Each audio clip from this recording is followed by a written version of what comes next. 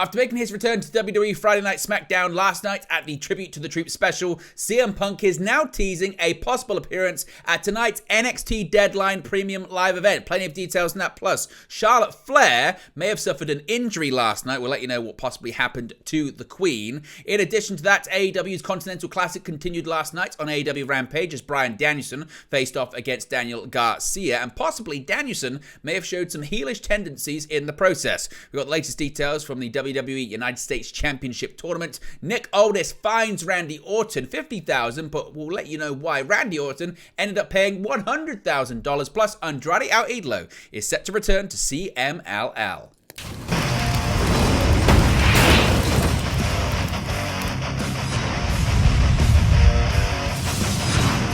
Hey guys, welcome back to Wrestling News 365. Hope everyone is doing very well. As always, there are plenty of news stories to get into in the world of professional wrestling. Let's start off talking about CM Punk, who has been everywhere recently. Survivor Series, Monday Night Raw, Friday Night SmackDown last night. But he did mention in his promo last night that he's got a call scheduled, or has got talks scheduled with Shawn Michaels, the head of WWE NXT. And that could be as soon as this evening's NXT Premium Live event, NXT Deadline. Now, last night, CM Punk returned to WWE SmackDown for the first time in nearly a decade. Armed with a microphone, Punk delivered an energized and buzzy promo that many feel was better than his initial return promo on Monday Night Raw a couple of weeks ago. Now, he is scheduled to return to the Red Brand this coming Monday night from Cleveland, Ohio, and will be offered a contract to join its roster, but it looks like he may have one more WWE appearance before then. Today on his Instagram stories, which you can see right here up on the screen, he shared a photo of himself in front of the giant WWE Championship outside of the brand new company headquarters. He had the following caption saying, quote, "Missed my flight today, woke up in Bridgeport, anything to do here?" Now, of course, Bridgeport is the location of tonight's WWE NXT Deadline Premium Live event. Earlier this week on the Deadline media call, it was actually asked of Shawn Michaels about CM Punk's return to WWE and if there was a chance we would actually see him in NXT. Michaels said that Punk's return to the fold was not a tough decision for anyone in the company, leaving the door open for the former AEW World Champion to appear in NXT. As I mentioned in the promo last night, CM Punk did say that he had some talks scheduled with Shawn Michaels. So the question is, could those talks come at tonight's Premium Live event? Would you like to see CM Punk at an NXT event? How surreal would it be to see CM Punk inside of an NXT ring? How surreal is it just to see CM Punk in front of the brand new WWE Championship at WWE headquarters? What were your thoughts on this promo last night? Let me know your thoughts on all of it in the comment section below. Now, let's talk about Charlotte Flair, who seemingly suffered an injury last night during SmackDown. Now, WWE may have potentially suffered an untimely injury blow to one of their top female stars, with Charlotte Flair struggling to finish her match against Asuka on SmackDown and spotted by multiple fans in attendance being assisted to the backstage area. Now, in the middle of a back and forth bout, the television coverage would return from a commercial break to Flair lying on her back in clear discomfort while referee Charles Robinson checked on her. Flair ultimately fell short via a roll-up following a distraction from Damage Control member Bayley. After the conclusion of the match, a number of the WWE audience members in Providence, Rhode Island, including WrestlingNews.co interviewer Steve Fool, would take to social media to share images and clips of Flair being attended to by doctors before being helped away from the ring. Now, at this stage, there has been no confirmation on the severity of Flair's injury or any specific spot where it did occur. However, we might actually have confirmation on that right now. We've got a kind of clip here that shows not only possibly where Flair suffered the injury, but also her reaction after the match, which may have demonstrated that she was clearly in some discomfort.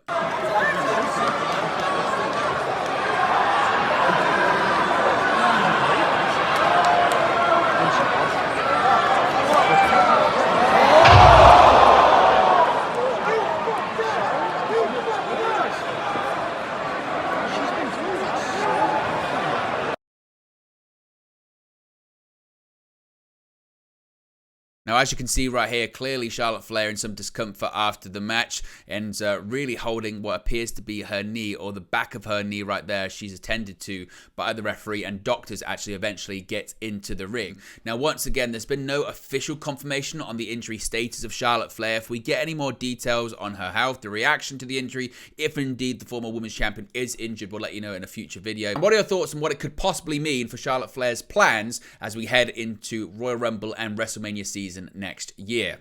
Now, let's move on to the AEW Continental Classic, because last night we did get a match on AEW Rampage. Daniel Garcia's hopes of taking out the inaugural AEW Continental Classic may have suffered a major hit following a devastating defeat at the hands of Bryan Danielson on Friday's edition of AEW Rampage on TNT. In the main event bout inside the Montreal's Bell Center, the two technicians renewed their classic rivalry from 2022.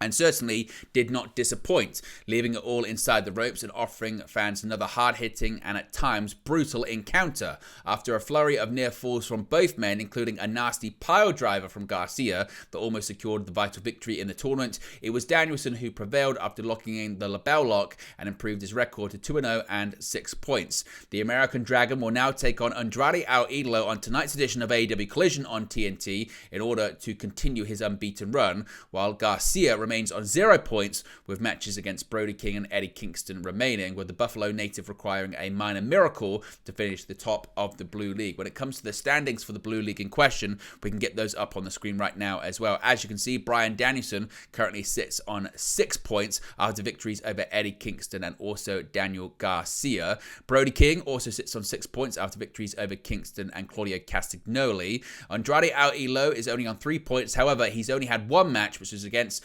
Daniel Garcia. As I mentioned, he's set to face Bryan Danielson tonight on AEW Collision. Claudio Castagnoli currently sits on 3 points after victories over Daniel Garcia and a defeat against Brody King. Daniel Garcia, meanwhile, currently sits on 0 points after defeats against Claudio Castagnoli, Andrade El Idolo, and Bryan Danielson. Eddie Kingston also sits on 0 points, but has wrestled less matches than Daniel Garcia, with defeats against Danielson and Brody King. Where do you think this one is going to go? And actually, a lot of people were talking about Bryan Danielson's antics during the match, including a moment where he spat on his opponent. Danielson would explain his actions after the match. Hey, Bryan, sorry to interrupt. I know you were meditating, but I had to ask, why did you spit on Garcia at the end of that match? Sometimes I do things and I don't know why. And when I come back here and meditate, I figure out why. A lot of stuff comes up when I started that match. A lot of stuff that comes up from last year. Things that I try to forget, but my body remembers. Last year, telling Daniel Garcia that his entire life he's wanted to be a wrestler and not a sports entertainer. And then what happened?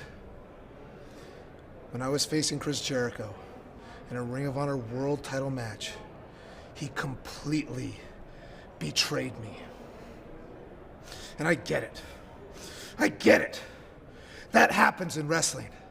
But if he would have joined the BCC, I would have treated him like a son. I would have treated him like a son. And it also brings up this fear that I've promised my daughter that this would be my last full-time year as a professional wrestler. And this fear of if by the time I go home and I make that promise, that she doesn't want me anymore. And I couldn't articulate it when I was out there, but my body felt it. My body felt that fear, because eventually she's gonna grow up and she's not gonna want her dad around. And am I giving up this thing that I love so much for somebody who might not even want me? But then, and I've talked about this before, that's when you have to look deep down to see if you truly understand what love is.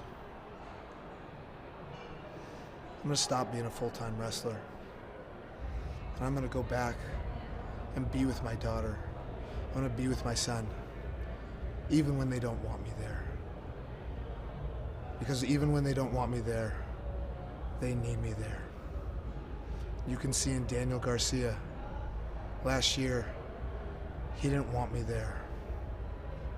But year later, 1 year later, he's still struggling to find his identity. He needed me there.